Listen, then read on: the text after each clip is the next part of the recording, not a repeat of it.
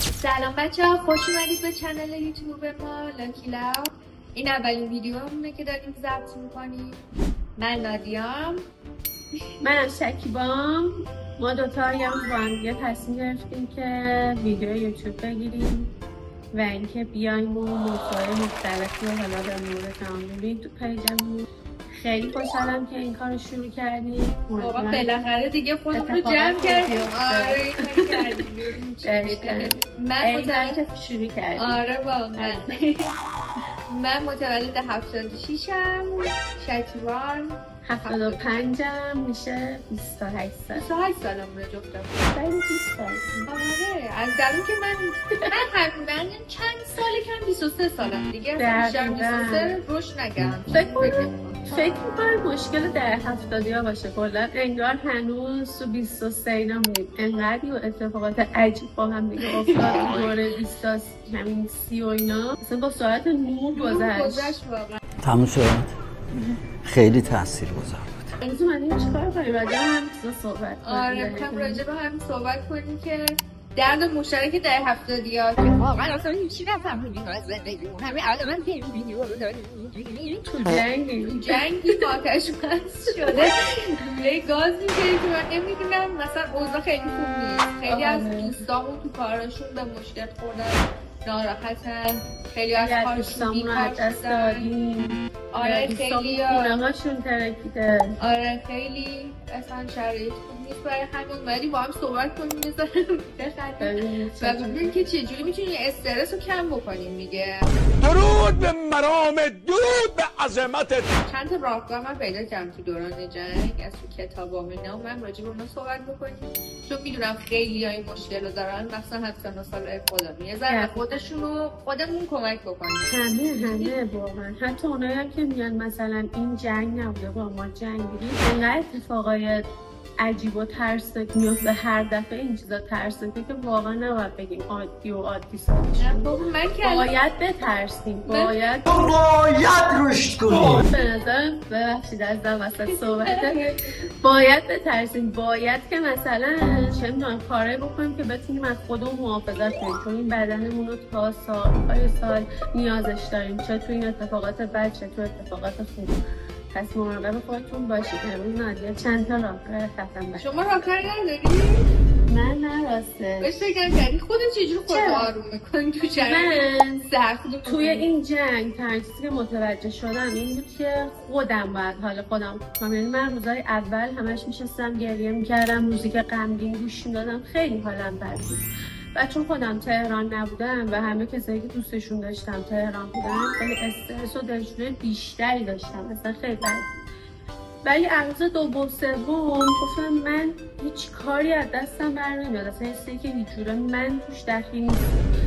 سعی کردم آهنگ غمگین گوش ندم، حالا بهتر کنم، نفس بکشم، ورزشم رو شروع کنم، روتین زندگیمو انجام بدم، چون فکر کنم هممون یه مدتی از روتین افتاده بود.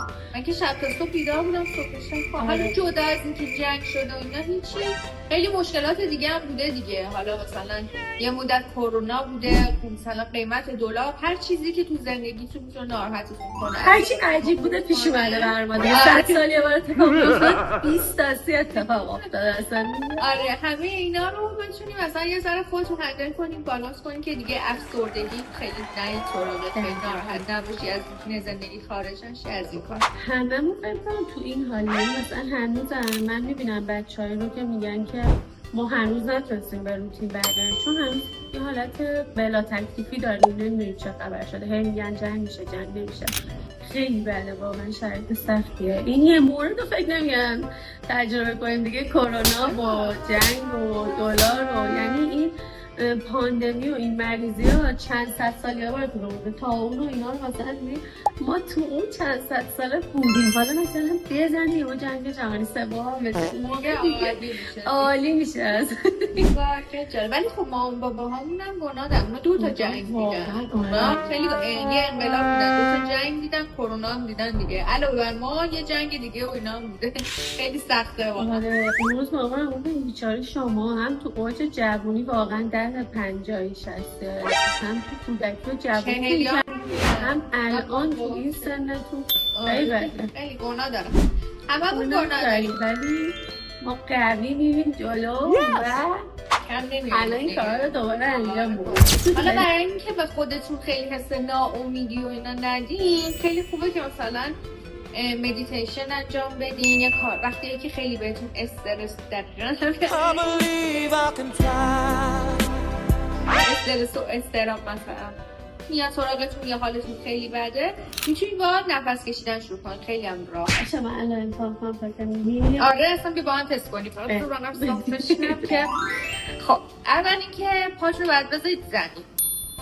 خب شما انجام بدین. آره فیلمشو برام بفرستید. انجام بدین. فکر کنید خیلی همین چیز سخت و ناراحت کننده است. شما برید کار رو بکنید. با این خودش خیلی قدرت داغ‌ترین روزای داغونو داریم. آره اومدی ولی میخوام خودتو آره اوکی بود. مثلا موشکم گفتم به رو سرت ولی تو آرامش خودت حفظ. آره مثلا همینجوری که اینجوری کردی و شاید تموم بشه زندگی، ولی الله ان شاءالله که زندگیش کارش چی تا لحظه آخر از زندگیمون استفاده کنیم. آره دقیقاً خودمون آرامش بدیم. واقعا خودمون آرامش خیلی مهمه. ببین حالا نمیدونم کسی واقعا باور داره به این یا نه، ولی به نظر من همه ما به یه منبع انرژی وصل هستیم. خدا، منبع الهی، نور، هر چیزی که حالا هر کسی بهش میگه به اون منبع وصلیم. به به و اینکه توی این روش تنفس که یه جور مثلا باعث میشه که حالتون بهتر بشه، اینی که شستتون اون منبع انرژی حالا خدا، من بهش میگم شستم خیلی انرژی داره. شستم بشم نشین شستتون. بعد این انگشت اشاره خودتونید. خب ما داریم دوتا به هم وصل کنیم. انگشتتون میذاریم روی پاتون اینجوری. بله. خب بعد چشاتون ببندین باز کنین. حالا ما الان یه موزیک هم داریم. نمیدونم راستش تو موزیک باید این کار بکنید یا نه، ولی من خودم همینجوری انجام دادم، از توی کتاب خوندم خیلی بهتره. خب این کار که انجام میدی تا 7 ثانیه توی ذهنت میشماری، نفستو میکشی تو. 2000 years later. چجوری من یه شده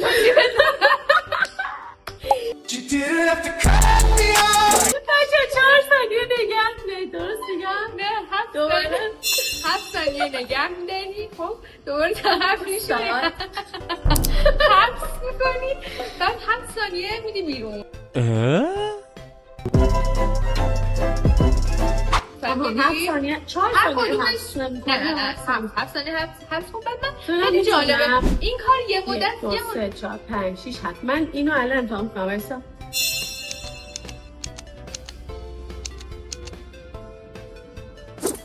من تا 7 شمردم. خیلی سخت نگیر ولی ببین میتونی. دیدی؟ من خیلی این کار کردم چون همه تو استوریاشو میذاشتن توی دوران که این کار انجام بدید. من هر استوری که میدم خیلی خوبه. بعد من اصلا تنفسم هم خیلی بهتر شد. دقیقاً. آره تنفسم خیلی شد. خلاصه که این کار انجام میدین 7 ثانیه میدین تو، 7 ثانیه نگه میدین، 7 ثانیه میدین بیرون. حالا میخوای یه بار با هم انجام بدین؟ بله.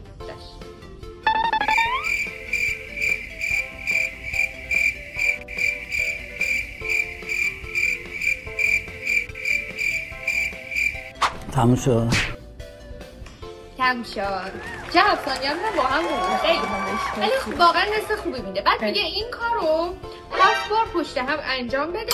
هر موقع هم حس کردی که افکار داره میاد سراغت که مثلا حالا ناراحتی کنه، بهت استرس بده یا هر چی، خب به انگشتات نگاه کن. موقع یاد میافتی که تو داری یه کار دیگه انجام میدی.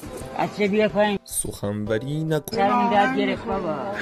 بیا پایین بابا. الان داشتیم بستار آماده میکنیم که بشیم ویدیو بگیریم. یهو دیدیم بعد دیدیم یه پن میکرو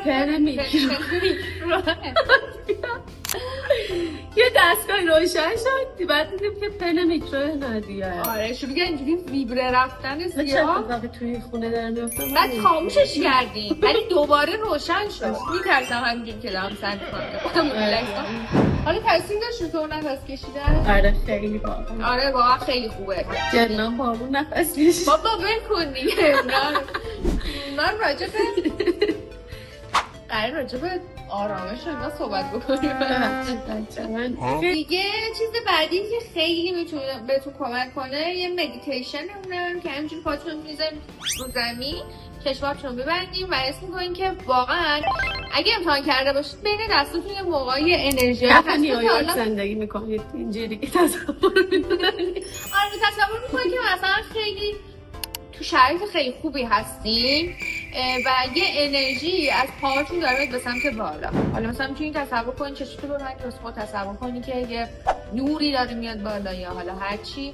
خب بعد اینکه با جمله دوست دارم میتونید شروع بکنید. جمله دوست دارم باعث میشه واقعا هی تو ذهنتون بگین که افکار منفی و نظرتون دور بشه، به سمت انرژی مثبت حرکت بکنید. میتونید این کار بکنید.